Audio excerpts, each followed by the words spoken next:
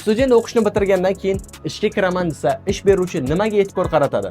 Birinchisi diplomning akkreditatsiyasiga va o'sha davlatda tan olinishiga.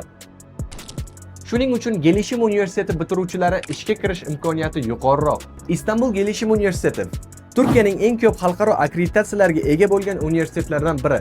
Bu degani, sizning diplomingiz nafaqat Turkiyada, balki Yevropa, Amerika va boshqa davlatlarda ham rasmiy ravishda tan olinadi.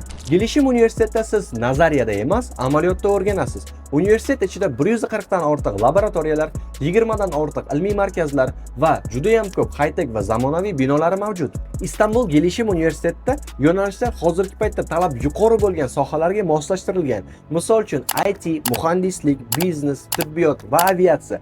Agar siz ham Istanbul Gelishim universiteti haqida batafsil ma'lumotga ega bo'lmoqchi bo'lsangiz, kontrakt narxlari, yo'nalishlari va hokazo hoziroq kommentariyada top so'zini yozib qoldiring va biz siz bilan bog'lanib barcha ma'lumotni beramiz.